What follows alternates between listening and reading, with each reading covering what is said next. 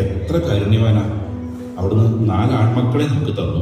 അതിൽ മൂത്തവനെ ഒരു പുരോഹിതനായി തെരഞ്ഞെടുത്തതിന് ദൈവത്തിന് 1000 നന്ദി. അച്ഛൻ മകൻ കർത്താവിന്റെ മുന്തിരിത്തോട്ടത്തിൽ പണിയെടുക്കട്ടെ.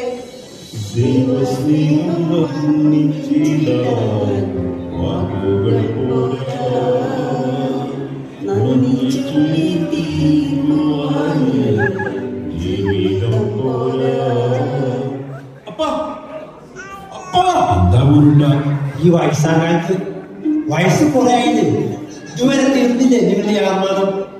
എന്താണ് മോനെ, എന്ത് പറ്റി എന്റെ മക്കളില്? ഇതിൽ കൂടുതൽ എന്ത് പറ്റാനാ? മക്കളെ, നിങ്ങൾക്ക് എന്ത് പറ്റി? അതെ, ഞാൻ പറയാം. ഞങ്ങളുടെ എല്ലാവരുടെയും വീട്ടിൽ ഓരോന്ന് ചോദിക്കുന്നുണ്ട്. എന്നാണ്, എങ്ങനെയാണ് ഇവിടുത്തെ സ്വത്ത് ഭാഗം വയ്ക്കല്? ഇത് എന്നായാലും വേണ്ടേ അപ്പ? അതിപ്പോ എന്റെ മക്കളെ, അത് അമ്മേ ഞങ്ങളുടെ അവകാശം ചോദിച്ചു. എന്റെ ഈശോയെ, അതിപ്പോ നിങ്ങൾ മാത്രം തീരുമാനിച്ചാൽ പോരല്ലോ. ഞങ്ങളുടെ മോനത്തിന് കൂടി വരട്ടെ. അച്ഛനും ഭാഗം സംസാരിക്കട്ടെ.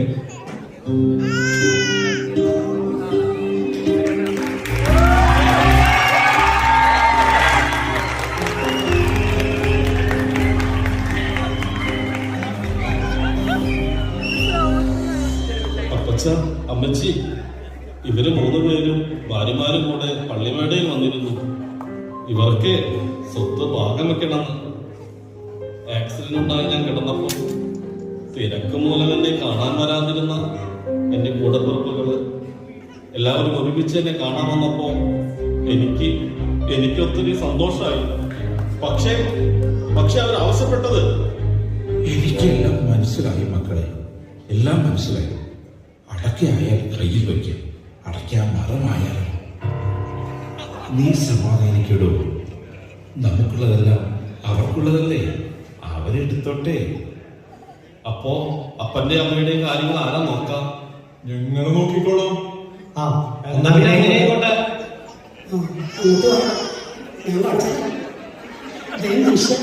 നിങ്ങൾ എന്തുകൊണ്ടാ സംസാരിക്കണേ?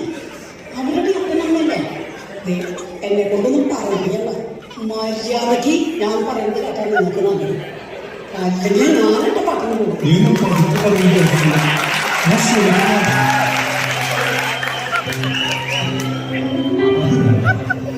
അപ്പനവനിക്കും അത് വിഷമായിരുന്നു. അവർക്കുണ്ടാവില്ലേ ആഗ്രഹങ്ങൾ? മറ്റു 2 പേരെയും ഒഴിവാക്കിയെന്ന് പറയില്ലേ? ഒരു കാര്യം ചെയ്യാം. ആദ്യത്തെ 10 ദിവസം എന്റെ വീട്ടിലും, അടുത്ത 10 ദിവസം സണ്ണിയുടെ വീട്ടിലും, പിന്നെ ഒരു 10 ദിവസം ജാസിന്റെ വീട്ടിലും നോക്കട്ടെ. എന്തേ? അപ്പൊ 30 ദിവസം 31 ചേട്ടനച്ഛൻ നോക്കട്ടെ. അച്ഛന് കാര്യമായ ബുദ്ധിമുട്ടൊന്നും ഇല്ലല്ലോ. ഭക്ഷണമാണെങ്കിൽ ഗവൺമെന്റിൽ വിളിച്ചു പറഞ്ഞാൽ ഭക്ഷണവും കിട്ടും. അച്ഛനാണെങ്കിൽ നമ്മൾ ഒഴിവാക്കി എന്നുള്ള തോന്നലും വേണ്ട. ഏത് അതന്നെ.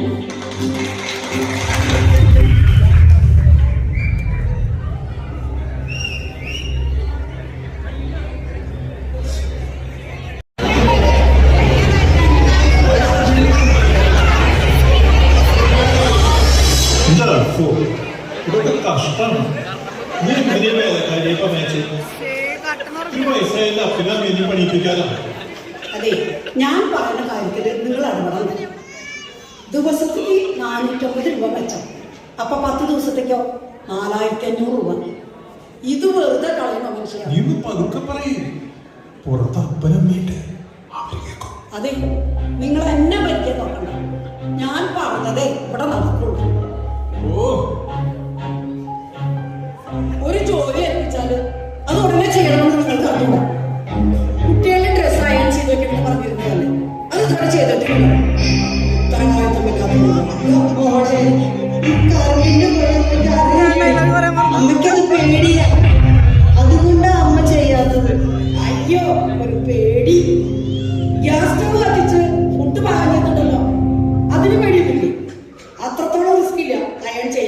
മനസ്സിലായ? നീ വിഷമിക്കണ്ട, അതെനിക്ക് പറഞ്ഞതാണോ, ഞാൻ ചെയ്യാം.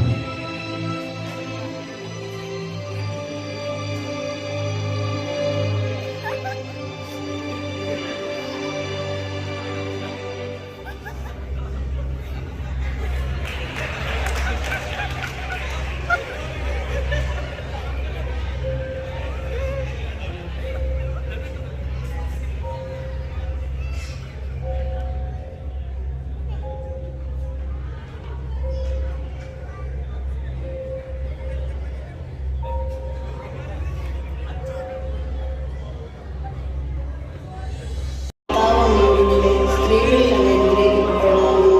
അങ്ങയുടെ ഉദരത്തിൻ ഫലമായ ഈശോ അനുഗ്രഹിക്കപ്പെട്ടവനാകുന്നു. പരിശുദ്ധ മറിയമേ, തമ്പുരാന്റെ അമ്മേ, പാപികളായ ഞങ്ങൾക്ക് വേണ്ടി ഇപ്പോഴും ഞങ്ങളുടെ മരണസമയത്ത് തമ്പുരാന്റെ രക്ഷയാണ്. ആമേൻ. ഇവറ്റങ്ങൾക്ക് ഈ കേറി വരുന്ന അകത്തിരിക്കാതെ വല്ല വാക്കേരിയിലും ഞാൻ പോയിരുന്നു കൂടെ. ഒരു ഇത് ഞങ്ങളെ മക്കളെങ്ങനെ ഇത് കണ്ടാൽ നാണമില്ലാത്തവർ. അതെ, അവരെന്റെ അപ്പനമ്മയാണ്. എനിക്ക് ജന്മം നൽകിയത് അവരാ. ഇതുവരെ നിന്റെ കോപ്രായങ്ങൾ കൊണ്ടുവന്നു. വെറുതെ കൂട്ടുണ്ടാവാൻ പോലും അവരുടെ മുമ്പിൽ വെച്ച് ഞാനത് പറഞ്ഞു തന്നുള്ളൂ. സോറി ചേട്ടാ, തെറ്റുപറ്റി ചേട്ടാ.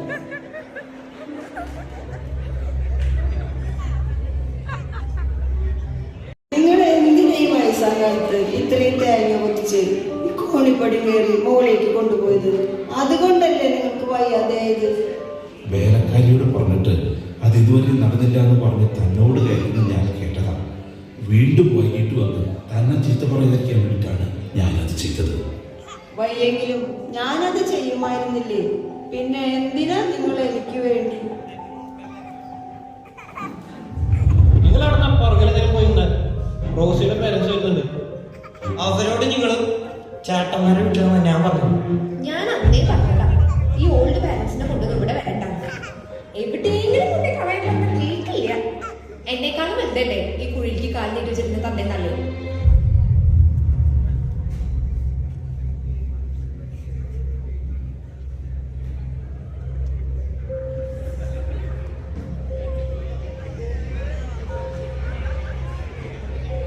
അപ്പനും അമ്മയും ഒരു മുന്നറിയിപ്പും ഇല്ലാതെ ഇന്ന് 31-ാം തീയതിയാണ്. അതിന് നിങ്ങളൊക്കെ കൂടി 10 ദിവസമല്ലേ ഓരോരുത്തരുടെയും വീട്ടിലെ അനുമതി തന്നത്? അതെ, 1 മുതൽ 10 വരെ ഒരു വീട്ടിൽ, 11 മുതൽ 20 വരെ വേറൊരു വീട്ടിൽ, 21 മുതൽ 30 വരെ മറ്റൊരു വീട്ടിൽ. അപ്പൊ അതെന്ന് ഈ മാസം ജൂലൈ 31 ആയിരുന്നു. 30 ദിവസം കഴിഞ്ഞ ദിവസം അവരുടെ എഗ്രിമെന്റ് ഇല്ലത്രേ. അവരെ എന്റെ മുഖത്ത് നോക്കി പറയാ, നിങ്ങൾക്ക് 3 പേരല്ലല്ലോ 4 പേരില്ലേ?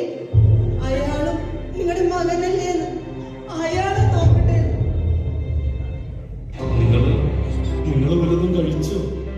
ഇന്നലെ രാത്രി ഞങ്ങൾ ഇവിടെ ഇറക്കി വിട്ടതാ. ഞാനിന്നലെ അച്ഛന്മാരുടെ ധ്യാനത്തിന് പോയിരിക്കുകയായിരുന്നു. ഇന്ന് രാവിലെ കുർബാനയും ഇല്ല. ഇന്നലെ രാത്രി മുഴുവൻ എന്റെ അപ്പനും അമ്മയും.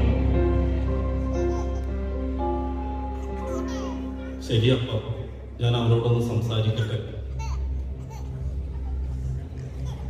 ആ, എല്ലാരും എത്തിയോ? നമ്മുടെ അല്ല, എന്റെ അപ്പനും അമ്മയും ഇന്ന് ആർക്കും വേണ്ടാത്ത അനാഥരാണ്. അവർക്കുള്ളതെല്ലാം അവർ പകുത്തു നൽകിയപ്പോൾ അവർ അനാഥരായി. 10 ദിവസത്തെ ടൈം ടേബിൾ വെച്ചപ്പോൾ 31-ന് അവർ ഓട്ടക്കാരാണിയായി. നീ വിഷമിക്കും. ഞങ്ങൾ നിനക്കറിയാവുന്ന ഏതെങ്കിലും അനാഥാശ്രമത്തിലാക്കിക്കോ. നിങ്ങൾക്കറിയോ നമ്മുടെ അപ്പന്റെയും അമ്മയുടെയും നില? നിങ്ങൾക്ക് മക്കളില്ലേ? അവര് കണ്ടുപിടിക്കുന്നതും ഇതല്ലേ? അവരെ നിങ്ങൾ പഠിപ്പിക്കുന്നത് ഇതല്ലേ? ഇതാണോ നിങ്ങളുടെ വിശ്വാസ പരിശീലനം? നിങ്ങൾക്ക് പ്രായമാകില്ലെന്നും നിങ്ങളുടെ തൊഴിൽ തുടങ്ങുമെന്നും ശക്തി കുറയുമെന്നും നിങ്ങൾക്കറിയില്ലേ? മോഹനെ ഒരു വഴക്ക് പറയില്ലേ? ചീത്ത പറയൽ. എന്റെ മക്കളെ എന്റെ മുന്നിൽ വെച്ച് ചീത്ത പറയൽ. അത് കേൾക്കാനുള്ള ശക്തി ഈ അപ്പനില്ല മക്കളെ, ഈ അപ്പനില്ല. അവരുടെ മനസ്സ് വിഷമിക്കും. നിങ്ങളൊരു കാര്യം ഓർത്തോ, സീനിയർ സിറ്റിസൺ ആക്ട് 2007 പ്രകാരം ഇവരൊരു കേസ് കൊടുത്ത നിങ്ങൾക്ക് ശിക്ഷ ഉറപ്പാ. വേണ്ട പോലെ വേണ്ട. കേസ് കൊടുത്ത് മാറാവുന്നതല്ല ഈ സ്നേഹവും സമാധാനവും. ഇതുപോലുള്ള സ്നേഹമുള്ള മാതാപിതാക്കൾ ഉള്ളത് കൊണ്ടാണ് മക്കൾ കോടതി കയറാത്തത്. മോനച്ച, ഞങ്ങൾക്ക് അവർക്കെതിരെ ഒരു പരാതിയുമില്ല, യാതൊരു പരാതിയുമില്ല. 10 മാസം ചുമന്ന് കാക്കയും പരുന്തും രാജാതെ വളർത്തിയെടുത്തതാ ഞങ്ങളവർ. മക്കളുടെ തെറ്റുകൾ മാതാപിതാക്കൾക്ക് ക്ഷമിക്കുവാൻ കഴിയും.